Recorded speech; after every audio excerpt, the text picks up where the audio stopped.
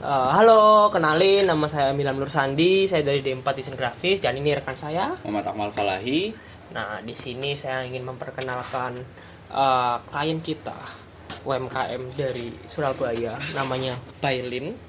Dia itu bergerak di bidang merchandise, rajut ya. Dia memproduksi seperti pernak-pernik, lalu boneka-boneka yang lucu, terus juga dia melayani rajutan custom dari jasa dia seperti itu. Nah, kita memproduksi panduan identitas visual ya, karena kita menemukan masalah dari media sosialnya dan juga penataan layouting secara fisik mereka masih dirasa kurang konsisten.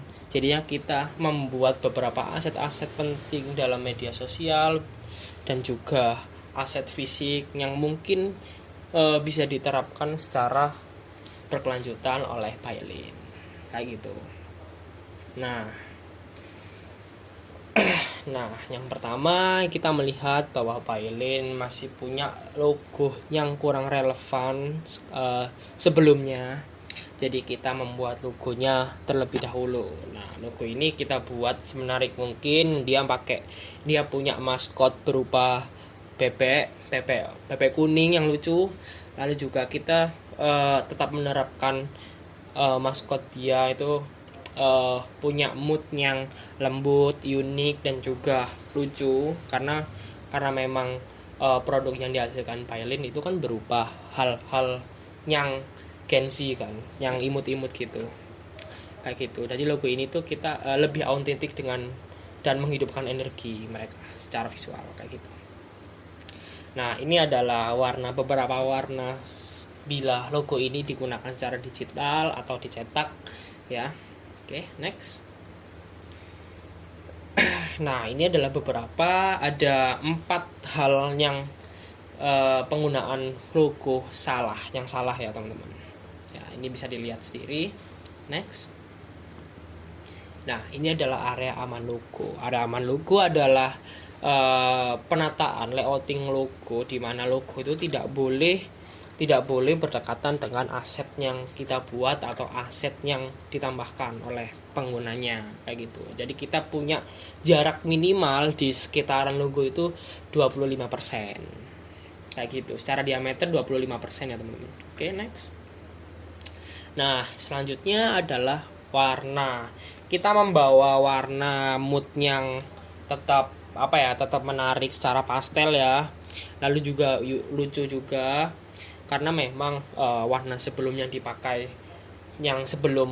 dipakai oleh Bailin itu juga warna-warna yang lembut-lembut yang seperti pastel ini. Kita mengambil 5 sampel warna. Ini bisa dilihat dari ungu hingga pink. Next. Nah, ini adalah kontras warna. Kontras warna ini adalah penggunaan warna-warna bila divisualkan menjadi teks atau grafis ya teman-teman. Jadi ini adalah warna-warna yang sudah kita pilih agar teks atau grafis kita tetap relevan atau terlihat secara visual dari mata kita ya teman-teman. Jadi warnanya tidak terlalu menyatu dan tidak juga terlalu beda kayak gitu. Nah, selanjutnya adalah tipografi. Oke, next. Nah, ini tipografi yang kita gunakan. Ini adalah yang pertama adalah font untuk judul atau headline atau font yang bersifat tebal, bold ya. Namanya Jelly Cream font kayak gitu. Next. Nah, font subnya adalah font basicnya yang dibuat untuk kita untuk deskripsi atau font kecil reguler ukuran sedang itu kita menggunakan Gildos Arabic font ya, terlihat lebih bisa untuk dibaca ya teman-teman karena memang ini gunanya buat kita lihat secara instan. Nah, oke, bisa dijelasin Mas Akmal untuk elemen grafisnya? Oke, jadi di sini kita sudah membuat elemen grafis. Nah, elemen grafis yang kita buat ini dia itu merepresentasikan flow dari sebuah rajutan ya. Kalau kita tahu rajutan benang itu kan dia meliuk-liuk, jadi kita mau capture itu dia punya flow supaya juga relevan dengan branding dari Handmade by Lin. Lalu di sini bisa kita lihat beberapa penggunaan do's and don't dari elemen grafis yang telah dibuat seperti ini. Selanjutnya adalah penerapan media. Jadi kita sudah membuat beberapa penerapan media. Kita mau untuk solving problem-problem dari Handmade by Lin, dimana kita tahu kalau Handmade by Lin ini inkonsisten di visualnya, tapi mereka ini kuat di build quality-nya. Kita juga mau membuat untuk media fisiknya dia jadi lebih baik gitu. Jadi yang pertama kita sudah membuat template fit di sini. Kita membuat 6 template dari produk maupun event-event yang akan datang. Bisa lihat di sini. Lalu selanjutnya ada penerapan template untuk kalau misalnya Handmade by Lin ingin membuat seperti pamflet, poster yang bisa juga dicetak maupun digital, kita sudah membuatkan beberapa template-nya.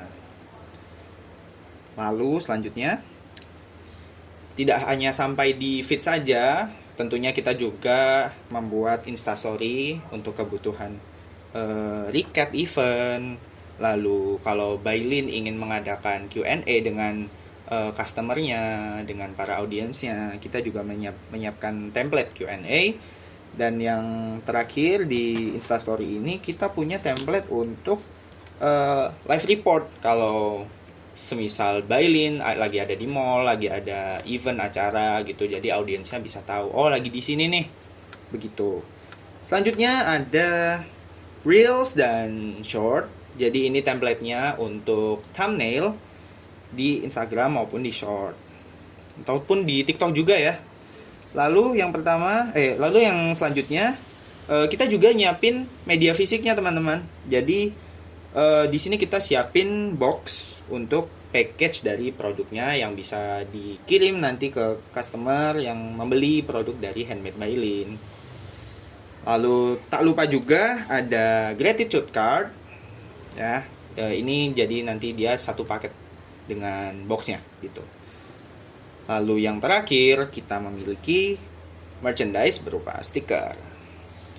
Nah, kesimpulannya dari klien kita Surabaya, namanya by Lin, kita punya harapan bahwa identitas yang sudah kita buat itu digunakan secara berkelanjutan dan terus berkembang setiap waktunya. Dan kita juga mengharapkan bahwa by Lin ini menggunakan identitas kita untuk melakukan persaingan dengan UMKM lokal lainnya, seperti itu. Sekian, terima kasih sudah mendengarkan presentasi dari kita berdua. Ilham undur diri dan rekan saya Muhammad Akmal. Wassalamualaikum warahmatullahi wabarakatuh. Dadah.